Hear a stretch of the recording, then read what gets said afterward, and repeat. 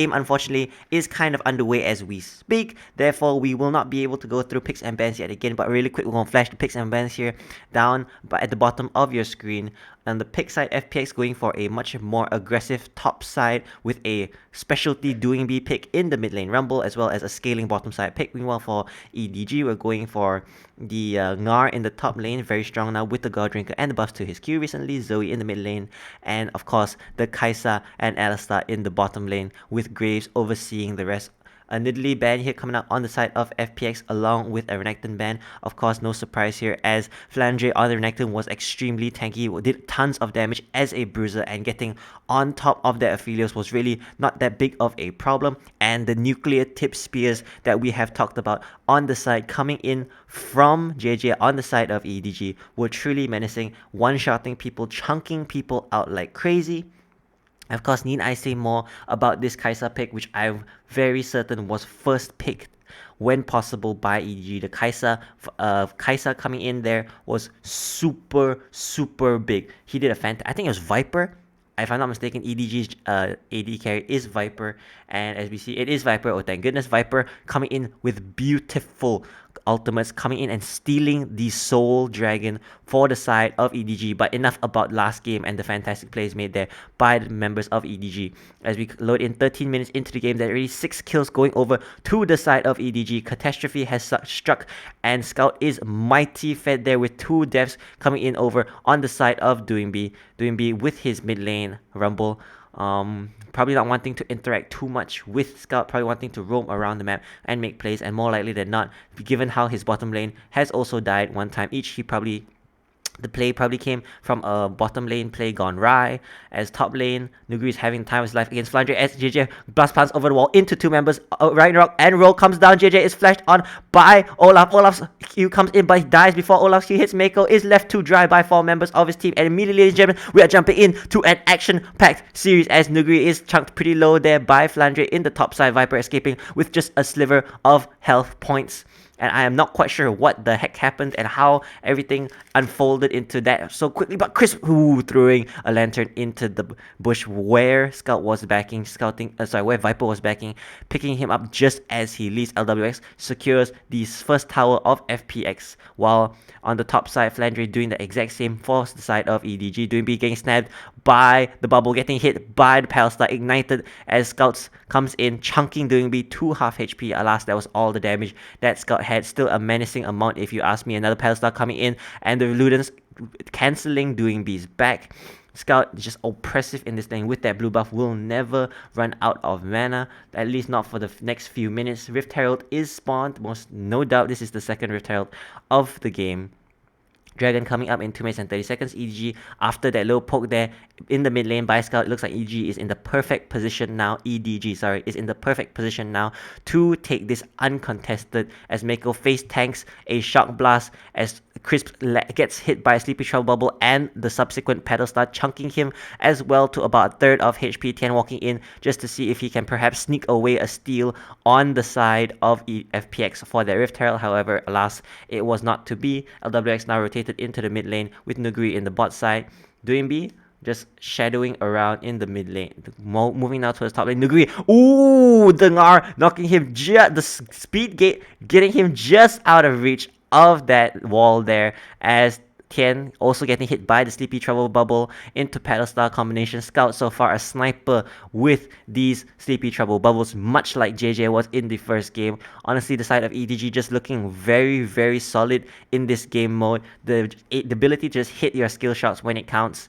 Of course, Viper, don't even get me started on what that man can do. Once he gets a few items, he will be flying in there with the rest of them, with the best of them.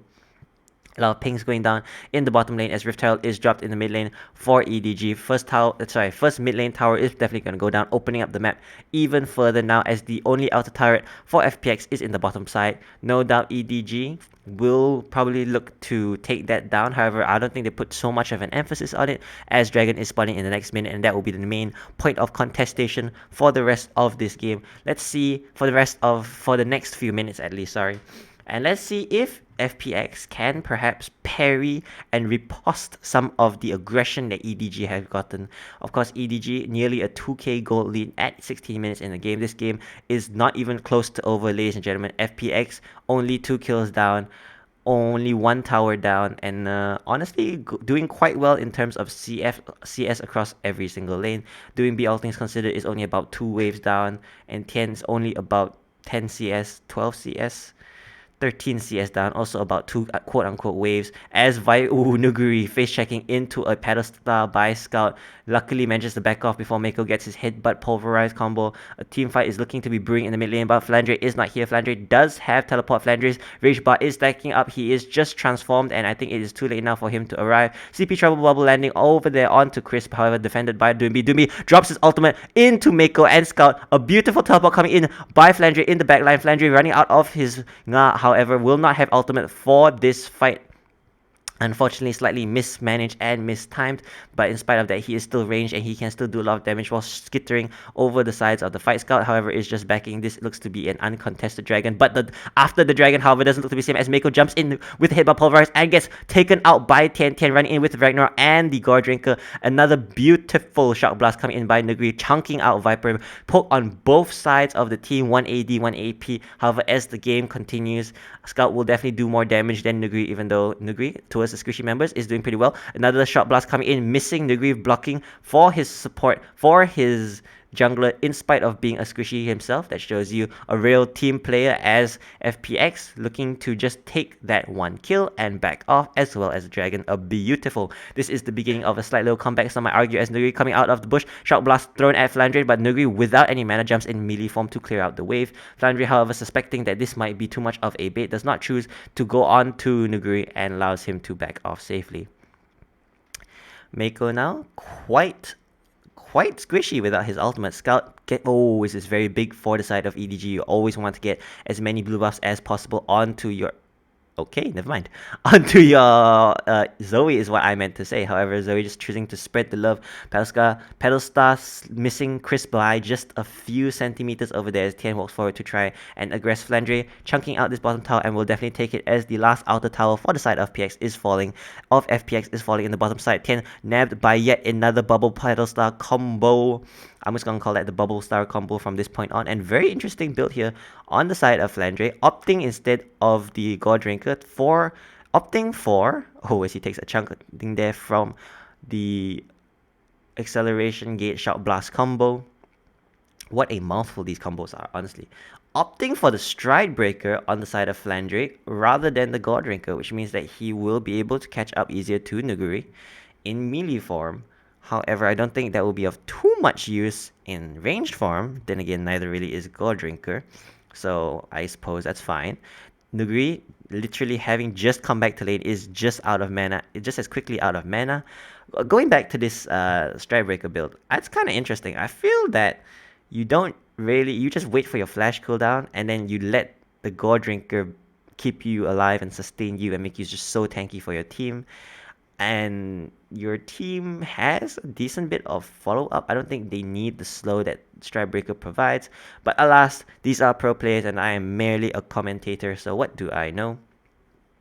Now, 2 minutes left for Dragon to respawn again. However, Baron is up. Baron has been up for the past 18 seconds. And Tien hitting the X, sees an opportunity, running in onto Scout. Does have his ultimate. Scout has the equalizer dropped onto him. Mako running into the equalizer in order to try and save his AP carry. Tien getting hit by the CP Trouble, causing Ragnarok to be forced out. However, is just chased down by the rest of EDG, who just group up and defend their mid laner. Scout able to buy a lot of time there with his stopwatch, which he probably will build into a Zonianos really soon. The item has saved him already, as EDG start up Baron buff. And FPX with Nuguri teleporting in from base after backing from the bot side are looking to contest this 4v5 without Rumble ulti and without Tien in order to run down their carries. Chris throwing a hook goes wide. Flandre has stacked up his Rage Ball. Viper in the back of the pit, half HP. Jumping in is Flandre as he's flayed out of his jump. Smite goes out, but it's too early. How it doesn't matter. EDG still secure to kill EDG many members with a lot of mobility. But a Shock Blast coming in, ending Viper in the back line. Flandre trying to back, trying trying his best as Albex walks in and just shoots him to death. Meanwhile, in the outside, Scout is chased down by the remainder of FPX and claimed finally by Nuguri and EDG. A good attempt there at a Baron take. However, FPX just walking in, responding in perfect timing as Equalizer coming out, landing onto Mako and JJ, who have to walk the whole distance, and the Shock Blast coming in, nearly claiming both Mako and JJ at the same time. A beautiful combo there by the solo laners of FPX. And again, EDG trying to do what they can with a man advantage with the jungler going down. However, at this point in the game, Tien's cooldown was quite low and FPX just forced them into a pit. They just can't get out, and a beautiful Shock Blast ends Viper here from Nuguri. I did not see that coming, and neither did Viper. Tien walking in, Flandre trying to back with his shield. However, hook coming in from Crisp on the outside, ending Scout for FPX. Tien again walking up now, Mako with Viper in his back, looking to make a pick. Tien gets hit by the Prey Seeker. However, with an ultimate, Viper does not want ultimate into an Olaf. Olaf will run you down. Make no mistake, he might not have seemed that strong in the last engage, but a 1v1 at this stage in the game will definitely go over to the side of this Olaf. Despite whatever item advantage you may feel you have, the champion is just incredibly strong in dueling 1v1, especially when he has his ultimate, which he does. Dragon has spawned, and this is the second point of contestation in the map, really brought down to 4.8k, 3k actually, as FPX moves in at 2.5k. JJ is chased off by Tien, flinging his axes in the bottom side. Nuguri is throwing out his damage as well. Equalizer coming down, can barely see it in the river, landing onto 3 members of EDG just for a moment in time, but EDG managing to secure Dragon with their FPX opting to rotate, but Flandre finding out Nuguri in the bottom side. Viper ulting in on the ultimate from Flandre, and FPX's Nuguri is taken out by a beautiful pick. FPX now forced to run away from mid lane, forced to give up whatever pressure that they thought they had. Nuguri caught in transition over there, unfortunately for him, but a beautiful pick that bit there by Flandre. Flandre doing an exceptional job. Now, I will not say that the Stride Breaker had anything to do with it. In fact, I'm pretty sure he didn't even use his Stride Breaker in that little pick there. However, a beautiful set of teamwork there from opposite side of the map, as the top laner and the AD carry came together to make a play to save EDG's base, and EDG now using their Baron buff to pressure FPX in the mid lane a little bit back. Baron is going to come off in about 18 seconds now, as Tien is positioned very aggressively and jumps out onto Flandre. Flandre with his bounce can still get away, uses Strike Breaker to cover distance away, gets the Equalizer dropped on him, as I swear Equalizers are just flying left, right and center in this game. Flandre just waiting out the Equalizer in that little Raptor pit, the little bit of safety he gets there, doing B with his 2 items now, doing a fair amount of damage. Flandre, one of the more tanky members of the side of EDG. Mako, of course, also amongst that list. Only, however, when he has his ultimate. When his ultimate wears off, he is a relatively squishy champion. As we see the Strike Breaker going out there, Nuguri clearing out the bottom wave with his abilities. Nuguri opting to go for the full lethality build. FPX not looking for this game to go on for too long, looking in fact for it to end relatively soon, as LWX, however, is their insurance policy, is their late game team fighting damage source, is just 200 years basically, as Doing B does not know this yet, but there are 3 members, almost 4 now, of EDG looking to catch him, looking to make him pay for all the equalizers that he has thrown down onto EDG. Some have been awfully beautiful, some have been kind of mediocre, but none have been useless nor wasted. And in spite of that little attempt, EDG now forcing all members back into base. Baron coming up in 2 minutes, with Dragon spawning about 45 seconds after that, as LWX is just soaking up mid-wave after mid-wave, almost completing now his 3rd item. Now he's recalling, I suspect that is for his 3rd item, as both objectives are more than a minute and 30 seconds away. JJ finding Nuguri in the bush there with his sweeper. However, 1 moment too late to try and stop him from backing. I'm not quite sure who would have won that fight there, as Nuguri is 3 levels up, but you know as much as I do, ladies and gentlemen, Graves is quite busted, especially when you've got your back against the wall. Now, as the game starts going in, pings are going out towards Baron a minute and 20 seconds before it spawns. Nuguri just camping in the bot side Pixel Bosch in order to see who he can pick off in rotation. However, he does not notice he is the only person on the bottom side of the map for either team, and there is nobody there. 2 pink wards in the Dragon Pit and in the jungle of FPX for the side of EDG over there, providing them with a nice bit of deep vision, which will soon probably fade as EDG are looking to set up to clear out the vision in their own river, in their own jungle, and now proceeding towards the river with both the waves crashing in the middle lane.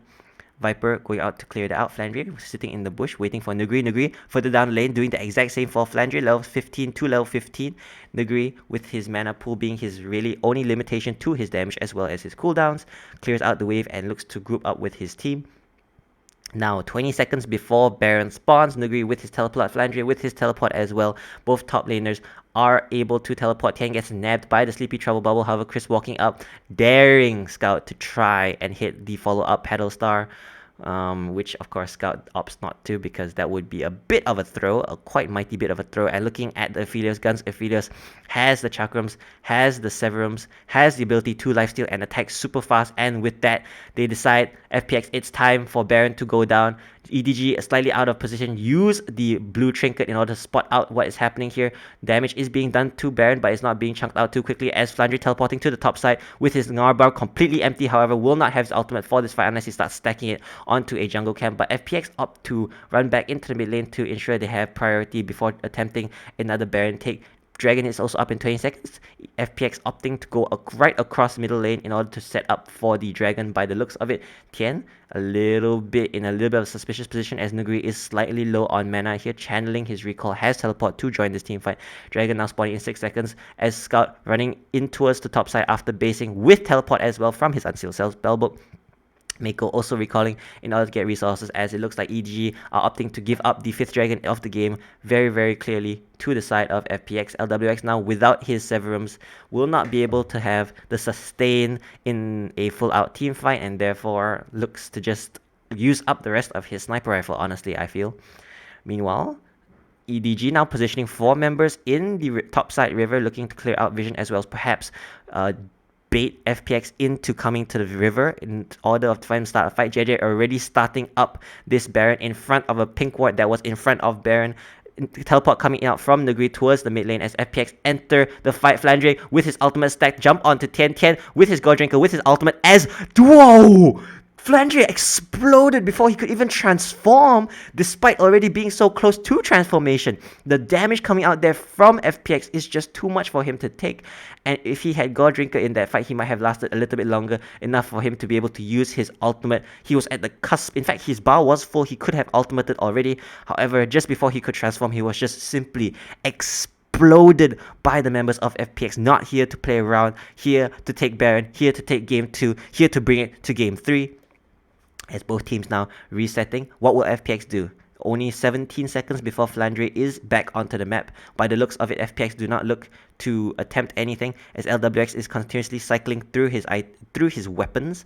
I fully expect FPX to look for his LWX to look for his Chakram Severum combo, and then for them to attempt Baron yet again. He's spamming his guns where possible, spamming his abilities where possible, and FPX positioning very aggressively. Scout having an equalizer dropped on him for perhaps the 7th time. Mako is hit by a flash hook there by Chris using his ultimate to cleanse out the hook. Viper running in onto Tian, but Tian simply walking off, really just shrugging off the damage only with 1 item. Tian is still quite tanky. This is not the Kai'Sa that we saw from last game. She is not as fed just yet. She's actually 4 items in and barely doing damage to this Olaf. But do not make any mistake, ladies and gentlemen, as a Shock Blast coming in, chunking Mako at 1/3 HP. Flandre nearly transforming. Tian starting up the Baron on the side there for LWX. As we see there, she does have 1 component of the 2-gun combo, but with the flamethrower, that's a pretty good splash damage too. Flandre getting hit by the hook, forced to jump out instead of in. His ultimate is kind of fading. FPX is looking for a fight. Doing Beast's ultimate is nearly off cooldown, and you know he loves to engage with that. Oh, Nuguri, you blast planted into the enemy team. A near throw there by Tian, I believe, who hit that blast plant. However, thankfully for Nuguri and the rest of FPX, Crisp is there with the quick lantern to bring Nuguri out into safety.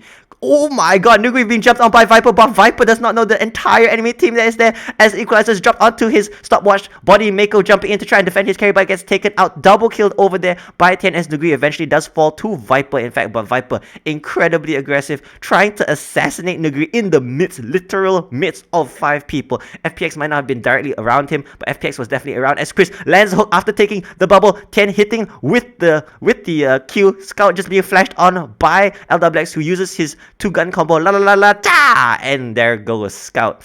Oh my goodness, did he be teleporting in? Playing goalkeeper for the rest of his team. Ultimate is coming up halfway off the cooldown already. Doinby spotting out JJ, realizing that he is perhaps going for a steal up in the tri-bush, walks towards the tri-bush to try and confront him. However, JJ, knowing better than to attempt a steal against 4 people with 1 man playing goalkeeper. As we see here, Viper just playing insane, gets tons of damage traded onto him by Nuguri. Nuguri takes the lantern, unfortunately, right into Mako and Viper, who comes out of his stopwatch. And then over here, we see the continuation, which nothing really happens until Crisp gets hit by the bubble, gets hooked onto Scout, and then LWS just flashing forward in order to finish the most fed member of the EDG squad. That being said, with 300 CS and closing into 300 CS, Flandre and Viper are mighty fed as well. In fact, one might argue they are more fed than Scout despite the kill disparity. So Scout there kind of falling off after his 4-0 start that we saw. We literally jumped into the game with. We've no idea how he got those kills.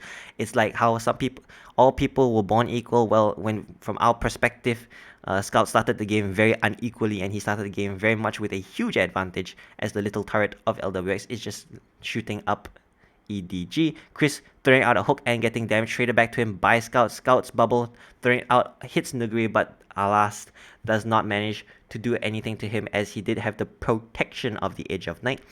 Tien crashing the bottom side wave with the rest of his team rotating in to help him, as Soul Point is spawning now on the side. So Dragon Soul is spawning now onto the map. However, EDG in position to take it, but FPX looking to just straight out end the game. It's like, alright guys, we have Baron. If you guys want to take Dragon, we are going to take your base. They can afford to do this, of course, because this is only going to be Soul Point for EDG. JJ still trying to finish this out, as Chris putting down the box to try and zone out one of the avenues there from EDG, but EDG Flandre stacking up his ultimate, has his bar fully stacked now with the ultimate coming in from LWX, rooting out Flandre. Flandre hit by the hook, has forced to jump out, Mako jumping in. However, slight bit of miscommunication is on the side there. Viper trying to take out the minion waves, but with no effect. Flandre with his ultimate, with no flash, with a very short range leap, uses the strike breaker in order to close a little bit of distance, but really doesn't hit anything. Prey Seeker getting hit, but Nuguri getting hit by the Prey Seeker from Viper. Will Viper ulti in? Not this time, I'm pretty sure. Once bitten, twice very much shy, as the 6th dragon of the game goes over to EDG, as JJ goes and solos it. However, the entire bottom side of EDG is left bald, is left naked, and is extremely exposed. Both Nexus turrets, as a blue ping is shot onto the EDG Nexus, a bit of a premonition, some might say, as to what is about to happen, as to what the nefarious plans of FPX are in the coming 5 minutes. The next dragon will most definitely have to be contested. That being said, if FPX opts to do again what they did just now with another Baron buff, EDG will have no choice but to defend their base, because 5-man with Baron buff will surely end the game before anyone can solo out the last dragon, the last elemental dragon of the game. And alas, of course, this is going to be the last elemental dragon of the game, as Crips landing a hook onto JJ, who's backing onto God, gets an equalizer thrown onto him as another member, LWX jumping in. JJ actually very tanky, but alas, with that tankiness can last so long, as a beautiful ward there from Chris. Chris gets into as close a position as possible in order to land a death sentence, followed up by Doinby's equalizer onto one person they really wanted. JJ did. JJ a phenomenal job this game so far, but alas, as Flandre is flayed into the entirety of FPX's team, but it's where he wants to be, as he uses his ultimate. Viper jumping in with his ultimate, kiting out in the outside of the fight. Doinby using his Zonias in order to get the damage done with his Prey Seeker, but LWX jumping into the fight along with Doinby. LWX doing so much damage. Nuguri is also in the fight. Alas, FPX was too far ahead. 60k on both teams by the 35-minute mark, as another equalizer jumping in and a shock blast, finishing up the game, finishing up the ace, and finishing up the kills. FPX going on to a game 3, a very, very fast-paced game 2, a thrill to watch and a true pleasure to commentate on, ladies and gentlemen. And this was a rather short one today, but we will see you tomorrow for FPX versus EDG game 3. Viper there, slight bit of aggression, but still a beautiful. He really really is an exceptional player on that champion. And we'll see what EDG has planned for Game 3 and what FPX has as a counter in Game 3. Thank you very much for watching, ladies and gentlemen, and we will see you tomorrow. See ya!